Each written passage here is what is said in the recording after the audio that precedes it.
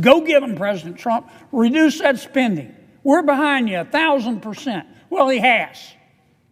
He has. 0.1% he's asking us to reduce. And I'm not saying senators shouldn't ask questions and make some changes if they need to be made, but here's the bottom line. It is gut check time. It is gut check time. You either believe in reducing spending or you don't. And if you talk the game and say, let's reduce spending, and you vote against this bill, in my opinion, you ought to hide your head in a bag. Because you will be able to cut the hypocrisy with a knife. It's real hard, Mr. President, to preach temperance from a bar stool. What's going on, folks? Today, we're breaking down a blowtorch moment that left Democrats completely stunned. Senator John Kennedy stepped onto the Senate floor, and he didn't argue. He steamrolled the issue. President Trump's demand to cut $9.1 billion in out-of-control government spending. And the way Kennedy laid it out, let's just say the chamber felt it. But before we get into it, do me a favor. Hit subscribe, turn on notifications, and don't miss these truth drops. And so President Trump and this Congress made one of its objectives trying to reduce spending. Not spending that we need to reduce, but spending that needs to be reduced. I call it spending porn. And the president has sent us a bill. He's saying to Congress, I want you to reduce spending in the current budget by $9.1 billion. And let me tell you what the spending, what constitutes the spending I want to reduce. Well, first, $9.1 billion out of a $7 trillion budget. We're not talking about a lot of money here. We're talking about 0.1%. That's all. That's point one. Point two, you need to look at what the president's asking us to cut out. I'll just give you a couple of examples. I didn't make this up.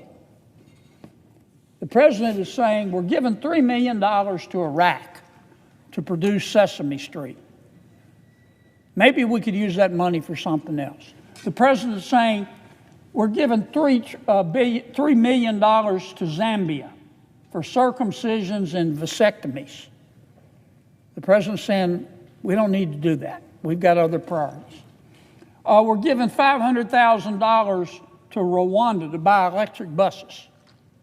The president is saying to us, Congress, we don't need to be spending the money on that. There are more important things. We're spending $67,000 to give insect powder to kids in Madagascar. I don't even know what insect powder is, but the president's asking us to cut it out. We're giving $3,600,000 to Haiti for pastry cooking classes, for cyber cafes, for dance focus groups, for male prostitutes. The president's saying, I don't think so. I don't think that the American people support giving their hard-earned money to male prostitutes in Haiti. So he's asking us to cut it out. He's asking us to reduce the budget by $833,000 because some of President Biden's bureaucrats gave a contract to transgender people, sex workers, and their clients in Nepal. The president's saying, I don't want to do that. And he's right. That's enough. You get the idea. That's why I call it spending porn. Triggers your gag reflex. You look at this stuff and you go, what in God's name? Who decided to do this? Well, Congress didn't. The bureaucrats did. It's money we appropriated, but we didn't tell them to go spend money, $833,000, and give to sex workers in Nepal. They just took the money we appropriated and used it for that. And so the president is asking us to do what's called a rescission, to cancel the spending. Now, I have listened, I've been here 8 years, Mr. President, and I've listened to a whole bunch of people talk about the need to reduce spending. But you got to watch what people do, not what they say. Because talk is cheap. And around here, I've learned pretty quickly that reducing spending, it's like going to heaven. I want to go to heaven. I bet you want to go to heaven, Mr. President. I bet our guests in the gallery want to go to heaven. But everybody wants to go to heaven. Raise your hand if you're ready to take the trip today. Most people, you are, sir, and I admire that, but most people want to live a little longer. And that's the way it is with reducing spending around here. I want to reduce spending. I support it, but not just yet, because I've got this project. Well, and I've listened to that. And I've especially listened to it for the past 100 days. Go get them, President Trump. Reduce that spending. We're behind you 1,000%. Well, he has. He has. 0.1% he's asking us to reduce. And I'm not saying senators shouldn't ask questions and make some changes if they need to be made, but here's the bottom line. It is gut check time. It is gut check time. You either believe in reducing spending or you don't.